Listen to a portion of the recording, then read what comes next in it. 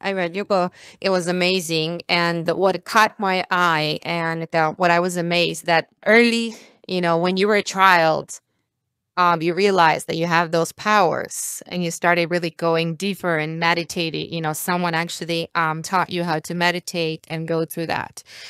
What do you do with a child that, is that deep? And I do have a child like that. And sometimes I want to push her towards this is right, but I'm a huge believer in what you actually were taught. We must understand this. A child is not an industrial product.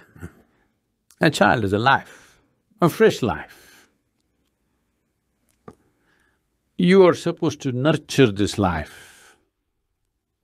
It's not that you put it through some kind of a industrial process called a school. It's like an industry. Everybody's taught the same damn thing, everybody's supposed to go through the same thing and come out the same way and find a job and serve something somewhere. This is not what human life is about. There is an innate genius in every human being. Do we have the patience and the commitment and the dedication to pay the necessary attention to bring that out in a specific human being? That's a big question. Otherwise, you will produce dumplings,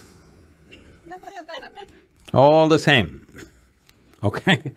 So, once you have a child, before you have a child, you must understand, a child means a 20-year project, full on. That is if they do well. If they don't do well, it's a lifelong project. Because it's a life. One life may blossom at 12, another may blossom at 40. Do you have the patience to nurture that life? Or have you already set a thing, by the time you finish your high school, you must be in this university, that university, you must be doing this or that. It's all fixed up, common prescription for all life. This is what we're doing, this is supposed to be civilization. This is not civilization, this is just escape from life. We want to escape the fundamental process of life. In tribal societies and other traditional societies, even today, nobody expects a man or a woman has to become like this at a certain time. Depending on each life, how they progress, everybody is valued for who they are. If you plant this chrysanthemum in your house, in 3 months it's full of flower. If you plant an oak tree, 8 years, 10 years, nothing happens. So you want to chop it down? Hello? None of them would be. If you went by the standard, see this one, how well it is doing, in 3 months, how many flowers, you fool, you're doing nothing. This is not the way to handle life, isn't it? This is not an industrial product. So, I know, there are other compulsions in the society, various limitations. Keeping all those in mind, fundamentally we must understand life needs nurture, atmosphere, not fixing. Nothing to be fixed about it. It just needs an atmosphere where it will flourish best. What grows in Southern California will not grow in Minnesota, isn't it? That kind of life needs that kind of atmosphere, that kind of nurture, only then it'll happen. So this is something that we have to pay attention to. There is no involvement. We want everything ready-made. We are looking at a ready-made solution. There's no ready-made solution to life.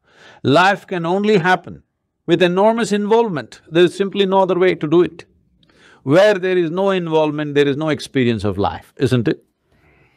Hello? Yeah.